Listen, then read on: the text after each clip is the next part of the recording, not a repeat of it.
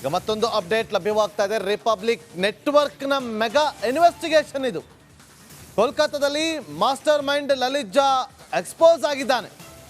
NGOದಲ್ಲಿ ಕೆಲಸ ಮಾಡಿಕೊಂಡಿದ್ದಂಥ ಲಲಿತ್ ಜಾ ಸ್ಕೆಚ್ ಹಾಕಿದ್ದು ಈಗ ಬಟಾ ಬಯಲಾಗಿದೆ. ಲಲಿತ್ ಜಾ ಸಂಚು ಬಿಚ್ಚಿಟ್ಟಿದ್ದೆ ರಿಪಬ್ಲಿಕ್ ಮೀಡಿಯಾ ನೆಟ್ವರ್ಕ್ನ ರಿಪಬ್ಲಿಕ್ ಬಾಂಗ್ಲಾ ಚಾನಲ್.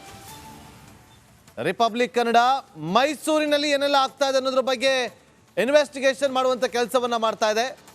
ಆತನ ಒಂದೊಂದು ಮಾಹಿತಿಯನ್ನು ಕೂಡ ಕಲೆ ಹಾಕುವಂಥ ಕೆಲಸವನ್ನ ರಿಪಬ್ಲಿಕ್ ಕನ್ನಡ ಮಾಡ್ತಾ ಇದೆ. ಮನೋರಂಜನ್ ವಿಚಾರವಾಗಿ, ಮತ್ತೊಂದು ಕಡೆ ಲಲಿತ್ ಜಾ ವಿಚಾರವಾಗಿ ರಿಪಬ್ಲಿಕ್ ಬಾಂಗ್ಲಾ ಟೀಮ್ ಕೋಲ್ಕತ್ತಾದಲ್ಲಿ ಅಲ್ಲಿ ಇನ್ವೆಸ್ಟಿಗೇಷನ್ ಮಾಡ್ತಾ ಇರುವಂಥದ್ದು. ಈ ಸಂದರ್ಭದಲ್ಲಿ ನೋಡಿ, ಈ ದೃಶ್ಯಾವಳಿ ಎಲ್ಲೂ ಇಲ್ಲ, ಎಲ್ಲೂ ಸಿಗೋದಿಲ್ಲ.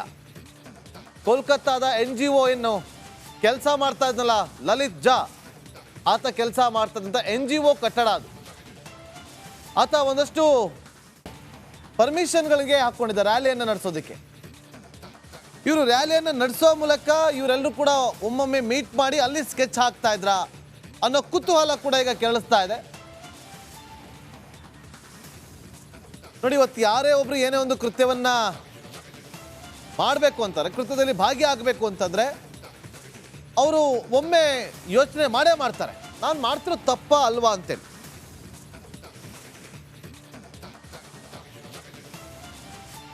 ಜಯಪ್ರಕಾಶ್ ಶೆಟ್ಟಿ ಅವರು ಮಾಹಿತಿಯನ್ನು ಕೊಡ್ತಾ ಇದ್ರು. ಜಯಪ್ರಕಾಶ್ ಶೆಟ್ಟಿ ನೋಡಿ, ಈಗಷ್ಟೇ ನಾನು ಅದನ್ನೇ ಹೇಳ್ತಾ ಇದ್ದೆ, ಯಾರೇ ಒಬ್ಬ ತಪ್ಪು ಮಾಡಬೇಕಾದ್ರೆ ತಾನು ಮಾಡ್ತಿರೋ ತಪ್ಪು ಅಂತ ಗೊತ್ತಿರುತ್ತೆ, ಆದರೂ ಕೂಡ ಯಾರಿಗೂ ಗೊತ್ತಾಗಬಾರ್ದು ಅಂತೇಳಿ ತಪ್ಪುಗಳನ್ನು ಮಾಡ್ತಾ ಹೋಗ್ತಾರೆ. ಆದರೆ ಇಲ್ಲಿ ಎಲ್ಲವೂ ಕೂಡ ಅಫಿಷಿಯಲ್ ಆಗಿ ಆನ್ ಕ್ಯಾಮ್ರಾ ಇವರು ಈ ರೀತಿಯಾಗಿ ಕೃತ್ಯವನ್ನು ಎಸಗಿರೋದು. ಇವರ ಹಿಂದೆ ಇರುವಂಥ ಅಂಥ ಒಂದು ದೊಡ್ಡ ಜಾಲ ಯಾವುದು, ಯಾವ ಸಂದೇಶವನ್ನು ರವಾನೆ ಮಾಡೋದಕ್ಕೆ ಈ ರೀತಿಯಾಗಿ ಮಾಡಿರಬಹುದು ಅಂತ ಅನಿಸ್ತಾ ಇದೆ ಜಯಪ್ರಕಾಶ್. ಈಗ ಲಲಿತ್ ಜಾ ಎಲ್ಲಿದ್ದಾನೆ, ತಪ್ಪಿಸ್ಕೊಂಡಿದ್ದಾನೆ, ಎಲ್ಲ ಮಾಹಿತಿಗಳನ್ನು ಬೆಳಗಿಂದ ಕೊಡ್ತಾ ಇದ್ದೀವಿ. ಆದರೆ ಲಲಿತ್ ಜಾನ ಬೆನ್ನತ್ತಿ ಹೋದಾಗ ಎಲ್ಲಿಯ ಮೈಸೂರು, ಎಲ್ಲಿಯ ಬೆಂಗಳೂರು, ಎಲ್ಲಿಯ ದೆಹಲಿ ಮತ್ತು ಎಲ್ಲಿಯ ಕೋಲ್ಕತ್ತಾದಲ್ಲಿ ಆತ NGO ಒಂದರಲ್ಲಿ ಕೆಲಸ ಮಾಡಿದ್ದ ಅನ್ನುವಂಥ ಮಾಹಿತಿ ಹೊರಬರ್ತಾ ಇದೆ. ನಾವೀಗ ಕೆಲವು ದೃಶ್ಯಾವಳಿಗಳನ್ನು ತೋರಿಸ್ತಾ ಇದ್ವಿ. ಯಾವ NGOದಲ್ಲಿ ಕೆಲಸ ಮಾಡ್ತಾ ಇದ್ದ ಅದನ್ನು ಕೂಡ ನಿಮಗೆ ನಾವು ಹೇಳಿದ್ವಿ. ಆಮೇಲೆ ಇವರ ಕೆಲಸವೇ ಇಂತಹ ಕೆಲಸಗಳನ್ನು ಕಂಡಕ್ಟ್ ಮಾಡುವಂಥದ್ದು. ನಾನು ಮೊದಲೇ ಹೇಳಿದೆ, ಒಂದು ಮದುವೆ ಸಮಾರಂಭ ಇಂಥದ್ದೆಲ್ಲ ಇದ್ದಾಗ ಹೇಗೆ ನಾವು ಕೆಲವರಿಗೆ ಅದನ್ನು ವಹಿಸಿರ್ತೇವೆ, ಅದೇ ಥರ NGOದಲ್ಲಿ ಈತ ನೋಡಿ, ನೀವು ಗಮನಿಸಬೇಕು. ಇನ್ನೊಂದು ದೃಶ್ಯಾವಳಿಗಳು, ಆತ NGOದಲ್ಲಿರುವಂಥ ದೃಶ್ಯಾವಳಿಗಳನ್ನು ಕೂಡ ಒಂದು ಕಡೆ ಹಾಕಿ, ಒಂದು ಕಡೆ ಮನೋರಂಜನೆ ಮನೆ, ಸಂಸತ್ ಹೊರಗೆ ಪ್ರೊಟೆಸ್ಟ್ ನೆನೆ ನಡೀತಾ ಇದ್ದದ್ದು, ಆರೋಪಿಗಳು ಅರೆಸ್ಟ್ ಆಗಿರುವಂಥದ್ದು ಮತ್ತು ಸಂಸತ್ ಒಳಗೆ ದಾಳಿ ಯಾವ ರೀತಿ ಆಗಿತ್ತು ಅಂತೇಳಿ ಮತ್ತೊಮ್ಮೆ ನಿಮಗೆ ತಿಳಿಸೋಕೆ ಬಯಸ್ತೀನಿ. ನೋಡಿ, ಇದು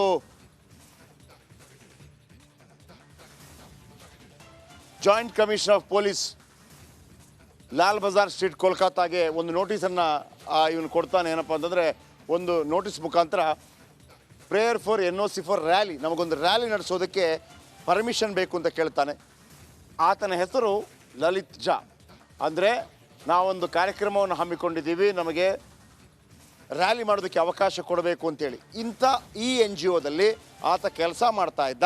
ಆ NGO ಎಲ್ಲಿದೆ? ಕೇವಲ ನಾವು ಮನೋರಂಜನ ಮೈಸೂರು ಮನೆ ಮಾತ್ರವಲ್ಲ, ಮನೋರಂಜನ್ ಈ ಹಿಂದೆ ಅರಕಲಗೂಡಲ್ಲಿದ್ದ ಅದು ಮಾತ್ರವಲ್ಲ, ಮನೋರಂಜನ್ ಯಾವ ಕಾಲೇಜಲ್ಲಿ ಓದ್ತಾ ಇದ್ದ, ಯಾವ ಶಾಲೆಯಲ್ಲಿ ಓದ್ತಾ ಇದ್ದ, ಅವನ ಸಹಪಾಠಿಗಳ ಯಾರು, ಇಷ್ಟು ಮಾತ್ರವಲ್ಲ, ಎಲ್ಲ ಮಾಹಿತಿಗಳನ್ನು ನೋಡಿ. ಮೈಸೂರಿಂದ ಕೋಲ್ಕತ್ತಾದಲ್ಲಿ ಆತ ಈ NGOದಲ್ಲಿದ್ದ ಆ ಲಲಿತ್ ಜಾ ವೆರಿ ಇಂಪಾರ್ಟೆಂಟ್ ಪರ್ಸನ್. ಇದರ ಹಿಂದಿರುವಂಥ ಮಾಸ್ಟರ್ ಮೈಂಡ್ ಆತನೇ ಅನ್ನುವಂಥ ಮಾಹಿತಿಗಳು ಈಗಾಗಲೇ ಪಕ್ಕ ಗೊತ್ತಾಗ್ತಾ ಇದೆ. ಆತನ ಫೋಟೋ ಕೂಡ ನಾವು ಹಾಕಿದ್ದೀವಿ ಅಲ್ಲಿ. ಲಲಿತ್ ಜಾ ಆತ ಕೊನೆಯದಾಗಿ ಒಂದು ವಿಡಿಯೋವನ್ನು ಕಳಿಸಿರ್ತಾನೆ, ತಮ್ಮ ಈ ಗ್ರೂಪ್ಗೆ ಕಳಿಸಿರ್ತಾನೆ. ಆ ಗ್ರೂಪಲ್ಲಿ ಕಳಿಸ್ಬಿಟ್ಟು ಹೇಳ್ತಾನೆ, ಈ ಫೋಟೋವನ್ನು ರಹಸ್ಯವಾಗಿಡಿ, ಎತ್ತಿಡಿ, ಈ ಫೋಟೋ ಕಳಿಸಿದ್ದೀನಿ, ಮೀಡಿಯಾ ಕವರೇಜ್ಗಳು ಯಾವ ರೀತಿ ಬರ್ತಾ ಇದೆ ಅಂತೇಳಿ. ಇದನ್ನು ಅವರು ಭಾಳ ದೊಡ್ಡ ಮಟ್ಟದಲ್ಲಿ ನಡೆಸುವಂಥ ದೊಡ್ಡ ಉಗ್ರ ಸಂಚಿದು. ಇದು ಸಾಧಾರಣವಾದದ್ದಲ್ಲ. ಸೊ ಹಾಗಾಗಿ ಪ್ರಧಾನಮಂತ್ರಿಗಳಾದಿಯಾಗಿ ಇವತ್ತು ದೊಡ್ಡ ಮೀಟಿಂಗನ್ನು ಮಾಡಿದರು. ವಿರೋಧ ಪಕ್ಷಗಳು ಕೂಡ ಮೀಟಿಂಗ್ ಮಾಡಿತ್ತು. ಓಂ ಬಿರ್ಲಾ ಅವರು ಕೂಡ ಸಂಸದರನ್ನು ಉದ್ದೇಶಿಸಿ ಒಂದು ಮೀಟಿಂಗನ್ನು ಮಾಡಿದರು. ಈಗಲೂ ಕೂಡ ಸಮಗ್ರವಾದ ತನಿಖೆಯಿಂದ ಇದು ಗೊತ್ತಾಗತ್ತೆ. ಒಂದಂತೂ ಭಾಳ ಸ್ಪಷ್ಟ, ಇದೊಂದು ರೀತಿಯಲ್ಲಿ ಉಗ್ರ ಸಂಚಿಗೆ ಒಂದು ತಯಾರಿ ನಡೀತಾ ಇತ್ತು. ನೋಡಿ, ಇಲ್ಲಿ ನೋಡಿ, ಲಲಿತ್ ಜಾ ಮಾಸ್ಟರ್ ಮೈಂಡ್ ಇದ್ದಾನಲ್ಲ, ಆತ ಇದ್ದಂತಹ ಆ ಒಂದು ಲೊಕೇಶನ್, ಆತ ಏನು ಕೆಲಸ ಮಾಡ್ತಾ ಇದ್ದ, ಕ್ಯಾಮ್ರಾ ನಂಬರ್ 2 ಏನು ಕಾಣ್ತಾ ಇದೆ ನಿಮಗೆ, ಆತ ಯಾವ NGOದಲ್ಲಿ ಕೆಲಸ ಮಾಡ್ತಾ ಇದ್ದ, ಯಾವ NGO ಅಲ್ಲಿತ್ತು, ಆ NGOದ ವಿಡಿಯೋವನ್ನು ನಿಮಗೆ ತೋರಿಸ್ತಾ ಇದ್ದೀವಿ. ಜೊತೆಗೆ ಒಂದು ಪ್ರೂಫ್ ಸಿಕ್ಕಿದೆ ನಮಗೆ, ಏಕ್ದಮ್ ಎಕ್ಸ್ಕ್ಲೂಸಿವ್ ಪ್ರೂಫ್ ಇದು. ನಮ್ಮ ನೆಟ್ವರ್ಕ್ ಆಗಿರುವಂತಹ ರಿಪಬ್ಲಿಕ್ ಬಾಂಗ್ಲಾ ಸ್ಫೋಟಿಸಿದಂಥ ಸುದ್ದಿ ಇದು. ಎಲ್ಲ ರಿಪಬ್ಲಿಕ್ ಕನ್ನಡ ನೆಟ್ವರ್ಕಲ್ಲಿ ಈ ಸುದ್ದಿ ಈಗ ಪ್ರಸಾರ ಆಗ್ತಾ ಇದೆ. ಲಲಿತ್ ಜಾ ಎಲ್ಲಿದ್ದಾನೆ ಯಾರು ಅನ್ನೋದು ಇಲ್ಲಿ ತನಕ ಬೇರೆಯವ್ರಿಗೆ ಗೊತ್ತಿಲ್ಲ, ಆದರೆ ರಿಪಬ್ಲಿಕ್ ಕನ್ನಡ ಈ ಮುಖಾಂತರ ಈ ಮಾಹಿತಿಯನ್ನು ಹೊರಹಾಕ್ತಾ ಇದೆ.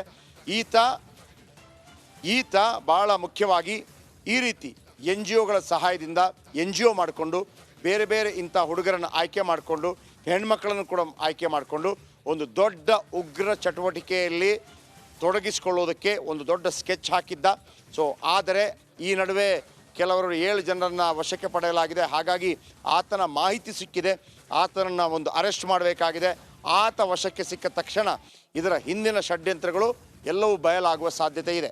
Nagendra. Yes, exactly Jayaprakash, thank you ನಿಮ್ಮೆಲ್ಲ ಮಾಹಿತಿಗಾಗಿ. ನೋಡಿ, ಈಗ ಇನ್ವೆಸ್ಟಿಗೇಷನನ್ನು ಶುರು ಮಾಡಿದ್ದಾರೆ. ಇದು ಇಲ್ಲಿಗೆ ನಿಲ್ಲಿಸುವಂಥ ಕೆಲಸವನ್ನು ಮಾಡೋದಿಲ್ಲ, ಇದು ಇನ್ಡೆಪ್ತ್ ಹೋಗುವಂಥ ಕೆಲಸವನ್ನು ಮಾಡಲಾಗುತ್ತೆ. ಇವರ ಬ್ಯಾಂಕ್ ಅಕೌಂಟನ್ನು ಚೆಕ್ ಮಾಡ್ತಾರೆ. ನೋಡಿ, ತನಿಖೆಯ ಹಂತಗಳು ಯಾವ್ಯಾವ ರೀತಿಯಾಗಿರುತ್ತೆ ಅಂತೇಳಿ ಮೊದಲಿಗೆ ಇವರನ್ನು ಅರೆಸ್ಟ್ ಮಾಡಿರುವಂಥ ಪೊಲೀಸರು ಕೋರ್ಟ್ಗೆ ಪ್ರೊಡ್ಯೂಸ್ ಮಾಡ್ತಾರೆ. ಕೋರ್ಟಿಗೆ ಪ್ರೊಡ್ಯೂಸ್ ಮಾಡಿದ ಬಳಿಕ ಕಸ್ಟಡಿಗೆ ಕೊಡಿ ಅಂತೇಳಿ ಮನವಿಯನ್ನು ಮಾಡ್ಕೊಳ್ತಾರೆ. ಆ ಬಳಿಕ ಅವರನ್ನು ಕೂರಿಸ್ಕೊಂಡು ಅವರ ಬಳಿ ಮಾಹಿತಿಯನ್ನು ಕೇಳ್ತಾರೆ. ಒಂದಷ್ಟು ಪ್ರಶ್ನೆಗಳನ್ನು ರೆಡಿ ಮಾಡ್ಕೊಳ್ತಾರೆ. ಯಾರು ನೀವು, ಎಲ್ಲಿಂದ ಬಂದಿದ್ದೀರಿ, ಯಾಕೆ ಇಲ್ಲಿಗೆ ಬಂದ್ರಿ, ನಿಮ್ಗೆ ಇಲ್ಲಿಗೆ ಬರೋದಕ್ಕೆ ಕಾರಣ ಯಾರು, ನಿಮ್ಮನ್ನು ಯಾರು ಕರ್ಕೊಂಬಂದರು, ನಿಮಗೆ ಏನು ಕೆಲಸ ಮಾಡ್ತೀರಾ, ನಿಮ್ಮ ಜೀವನ ಹೇಗೆ ನಡೆಯುತ್ತೆ, ಎಲ್ಲೆಲ್ಲಿ ಓದಿದ್ದು, ಏನೇನು ಮಾಡ್ಕೊಂಡಿರ್ತೀರಾ, ನಿಮಗೆ ಓಡಾಟಕ್ಕೆ ಖರ್ಚು ಮಾಡ್ತಾ ಇದ್ದಂಥವ್ರು ಯಾರು, ನಿಮಗೆ ಫಂಡಿಂಗ್ ಯಾರಾದರೂ ಮಾಡಿದ್ರಾ, ನಿಮಗೆ ಯಾರ ಜೊತೆ ನಂಟಿದೆ, ಈ ರೀತಿಯಾಗಿ ಒಂದು 100 ಪ್ರಶ್ನೆಗಳನ್ನು ರೆಡಿ ಮಾಡ್ಕೊಳ್ತಾರೆ. ಆ ಪ್ರಶ್ನೆಗಳನ್ನು ಅವ್ರ ಮುಂದೆ ಮಾಡ್ತಾ ಹೋಗ್ತಾರೆ. ನೆನ್ನೆ ಸಂಸತ್ತೊಳಗೆ ಹೋಗಿ ಅಂತೇಳಿ ನಿಮ್ಗೆ ಹೇಳ್ದವ್ರು ಯಾರು, ಸಂಸತ್ ಹೊರಗಡೆ ನಿಂತ್ಕೊಂಡಿರಿ ಅಂತೇಳಿ ಇಬ್ರಿಗೆ ಹೇಳ್ದವ್ರು ಯಾರು, ದೂರದಲ್ಲಿ ನಿಂತ್ಕೊಂಡು ವಿಡಿಯೋವನ್ನು ಮಾಡು ಅಂತ ಹೇಳ್ದವ್ರು ಯಾರು, ಇಷ್ಟೆಲ್ಲ ಮಾಡಿದ ಬಳಿಕ ಮುಂದೆ ಏನು ಮಾಡಬೇಕು ಅನ್ನೋದ್ರ ಬಗ್ಗೆ ಏನು ಪ್ಲ್ಯಾನ್ ಇದೆ ನಿಮ್ಮದು, ಇದೆಲ್ಲವನ್ನು ಕೂಡ ತನಿಖೆಯ ಸಂದರ್ಭದಲ್ಲಿ ಪ್ರಶ್ನೆಗಳನ್ನು ಮಾಡ್ತಾ ಹೋಗ್ತಾರೆ. ಇದೊಂದು ರೀತಿಯಲ್ಲಿ ಫಿಸಿಕಲ್ ಎನ್ಕ್ವೈರಿ ಆಗುತ್ತೆ, ಟೆಕ್ನಿಕಲ್ ಎನ್ಕ್ವೈರಿ.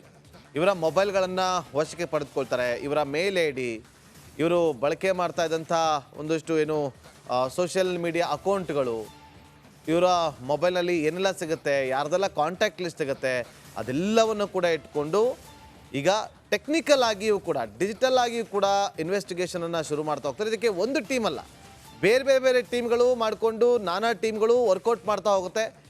ಎಲ್ಲರೂ ಕೂಡ ಇನ್ವೆಸ್ಟಿಗೇಷನ್ ಹಾದಿಯಲ್ಲಿ ತೆರಳಿ ಒಂದು ಫೈನಲ್ ಸ್ಟೇಜ್ಗೆ ಬಂದು ತಲುಪ್ತಾರೆ. ಮೊದಲನೇ ಆರೋಪಿ ಯಾವ ರೀತಿಯಾಗಿ ಬಾಯ್ಬಿಟ್ಟ, ಮೊದಲನೇ ಆರೋಪಿ ಕೊಟ್ಟಂಥ ಹೇಳಿಕೆಯನ್ನು, ಎರಡನೇ ಆರೋಪಿ ಕೊಟ್ಟಂಥ ಹೇಳಿಕೆಯನ್ನು, ಮೂರನೇ ಆರೋಪಿ, ಹೀಗೆ 7 ಜನರ ಹೇಳಿಕೆಗಳನ್ನು ಪಡೆದುಕೊಂಡು 7 ಜನರು ಒಂದೇ ರೀತಿಯಾದಂಥ ಒಂದು ಹೇಳಿಕೆಯನ್ನು ಕೊಟ್ಟಿದ್ದಾರಾ ಅಥವಾ ವಿಭಿನ್ನವಾಗಿ ಬೇರೆ ರೀತಿಯಾಗಿ ಹೇಳಿಕೆಯನ್ನು ಕೊಟ್ಟಿದ್ದಾರೆ ಹೇಳೋದಕ್ಕಾಗೋದಿಲ್ಲ. ನೋಡಿ, 9 ತಿಂಗಳಿಂದ ಇವರು ಸ್ಕೆಚ್ ಹಾಕ್ಕೊಂಡು ಈ ರೀತಿಯಾಗಿ ಸಂಸತ್ನ ಒಳಗೆ ಪ್ರವೇಶ ಮಾಡಿ ಇಷ್ಟೆಲ್ಲ ದೊಡ್ಡ ಅವಾಂತರವನ್ನು ಸೃಷ್ಟಿ ಮಾಡಿದವರು, ಒಂದು ವೇಳೆ ನಾವು ತಗಲ ಹಾಕ್ಕೊಂಡ್ರೆ ನಾವು ಏನೆಲ್ಲ ಬಾಯಿ ಬಿಡಬೇಕು ಅನ್ನೋದ್ರ ಬಗ್ಗೆ ಕೂಡ ಇವರು ಪಕ್ಕಾ ಪ್ಲಾನ್ ಮಾಡ್ಕೊಂಡೇ ಬಂದಿರ್ತಾರೆ. ಆದರೂ ಕೂಡ ಪೊಲೀಸರು ಯಾವುದನ್ನು ಕೂಡ ಬಿಡೋದಿಲ್ಲ, ಇಂಚಿಂಚು ಮಾಹಿತಿಯನ್ನು, ಅವರ ಕಂಪ್ಲೀಟ್ ಅಕೌಂಟನ್ನು ಚೆಕ್ ಮಾಡ್ತಾರೆ. ಆ ಬಳಿಕ ಒಂದು ಹಂತಕ್ಕೆ ಬರಲಾಗುತ್ತೆ. ಈಗ ಪ್ರಾಥಮಿಕ ಹಂತ ಅಷ್ಟೇ. ಮತ್ತೊಂದು ಅಪ್ಡೇಟ್ ಲಭ್ಯವಾಗ್ತಾ ಇದೆ. ಇದೇ ವಿಚಾರಕ್ಕೆ ಸಂಬಂಧಪಟ್ಟಂತೆ ರಿಪಬ್ಲಿಕ್ ನೆಟ್ವರ್ಕ್ ಬಿಚ್ಚಿಡ್ತಾ ಇದೆ ಅತಿ ದೊಡ್ಡ ಉಗ್ರ ಸಂಚು. ಆರೋಪಿ ಮನೋರಂಜನ್ ಹಿನ್ನೆಲೆ ಬೆನ್ನತ್ತಿದ್ದಂಥ ರಿಪಬ್ಲಿಕ್ ಕನ್ನಡ.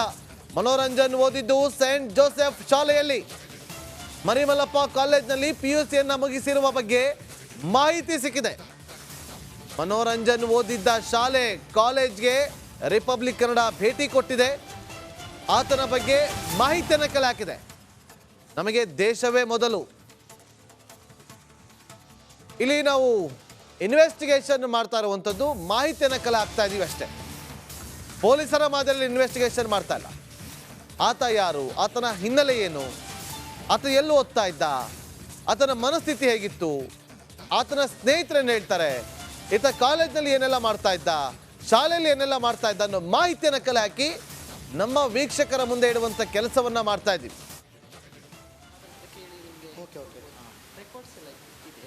ಇಲ್ಲೇ ಓದಿದಲ್ಲ? ಹೌದು. ಇದು ನಿಮಿಷ ಆಧಾರದ ಕೇಳಿ ನಿಮಗೆ ರೆಕಾರ್ಡ್ಸ್ ಎಲ್ಲ ಇದೆ. ಇಲ್ಲೇ ಓದಿದಲ್ಲ? ಹೌದು. ಇದು ನಿಮಿಷ ಆಧಾರದ ಕೇಳಿ ನಿಮಗೆ ರೆಕಾರ್ಡ್ಸ್ ಎಲ್ಲ ಇದೆ. ಇಲ್ಲೇ ಓದಿದಲ್ಲ? ಹೌದು. ಇದು ನಿಮಿಷ ಆಧಾರದ ಕೇಳಿ ನಿಮಗೆ ರೆಕಾರ್ಡ್ಸ್ ಎಲ್ಲ ಇದೆ. ಇಲ್ಲೇ ಓದಿದಲ್ಲ? ಹೌದು.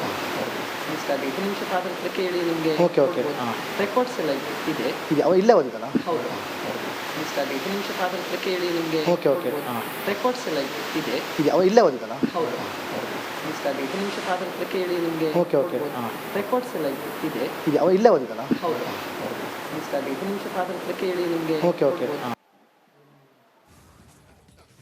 ನೋಡಿ, ಆ ಶಾಲೆಗೆ ನಮ್ಮ ಟೀಮ್ ತೆರಳಿ ಇಲ್ಲೇನ ಓದಿದ್ದು ಅಂತೇಳಿ ಪ್ರಶ್ನೆ ಮಾಡಿದಾಗ ಹೌದು ಇಲ್ಲೇ ಓದಿದ್ದು ಅಂತೇಳಿ ಕೂಡ ಅವರು ಕನ್ಫರ್ಮ್ ಮಾಡಿದ್ದಾರೆ. ಮರಿಮಲ್ಲಪ್ಪ ಕಾಲೇಜು ನೋಡಿ, ನಮ್ಮ ಟೀಮ್ ಅಲ್ಲಿ ಒಂದಷ್ಟು ರಿಕ್ವೆಸೇಷನ್ ಲೆಟರ್ನ ಕೂಡ ಬರೆಯುವಂತ ಕೆಲಸವನ್ನ ಮಾಡ್ತಿದ್ದಾರೆ. ಲೋಕಸಭೆಯ ಸಂಸತ್ ಸ್ಮೋಕ್ ಬಾಂಬ್ ಅನ್ನ ಸಿಡಿಸಿ ದೊಡ್ಡ ಮಟ್ಟದಲ್ಲಿ ಸುದ್ದಿ ಆಗಿರುವಂತಹ ವಿಚಾರ ಅದು ಗೊತ್ತೇ ಇದೆ. ಅದರಲ್ಲೂ ಕೂಡ ಪ್ರಮುಖ ಆರೋಪಿಗಳಲ್ಲಿ ನಮ್ಮ ಕರ್ನಾಟಕದ ಮೈಸೂರಿನ ಮನೋರಂಜನ್ ಅವರ ಹೆಸರು ಕೇಳಿ ಬರ್ತಾ ಇದೆ. ಅವರ ಬಗ್ಗೆ ಅವರ ತಂದೆ ಹತ್ರ ಕೇಳಿದಾಗ ಅವರ ತಂದೆ ಅವರ ಎಜುಕೇಷನ್ ಬಗ್ಗೆ ಮಾತನಾಡಿದರು. ಅವರು ಮರಿಮಲ್ಲಪ್ಪ ಕಾಲೇಜ್ನಲ್ಲಿ ಪ್ರೌಢ ಶಿಕ್ಷಣವನ್ನು ಪಡೆದುಕೊಂಡಿದ್ದಾರೆ ಅಂತೇಳಿ ಅವರು ಹೇಳಿಕೆಯನ್ನು ಕೊಟ್ಟಿದ್ದರು. ಸೊ ನಾವು ಸ್ವತಃ ಮರಿಮಲ್ಲಪ್ಪ ಸ್ಕೂಲ್ಗೆ ಬಂದಿದ್ದೇವೆ. ಅಲ್ಲಿನ ಮುಖ್ಯೋಪಾಧ್ಯಾಯಿನಿ ಆದಂತಹ ಮಮತಾ ಅವ್ರನ್ನ ಭೇಟಿ ಮಾಡಿದ್ದೇನೆ. ಮಮತಾ ಅವ್ರನ್ನ ನಾನು ಕೇಳೋ ಪ್ರಶ್ನೆ ಒಂದೇ ಪ್ರಶ್ನೆ ಕೇಳೋದು, ಮೇಡಮ್ ಮನೋರಂಜನ್ ನಿಮಗೆ ಈಗಾಗಲೇ ಘಟನೆ ಬಗ್ಗೆ ಗೊತ್ತಿದೆ ಅಲ್ವಾ? ಗೊತ್ತಿದೆ. ಈ ಘಟನೆ ಮನೋರಂಜನ್ ಮರಿಮಲ್ಲಪ್ಪ ಸ್ಕೂಲ್ನಲ್ಲಿ ಓದಿದ್ದಾರೆ ಅಂತ ಬಹಳ ಕ್ಲಿಯರಾಗಿ ಅವರಪ್ಪ ಹೇಳಿದ್ದಾರೆ. ನೀವೇನು ಹೇಳ್ತೀರಾ?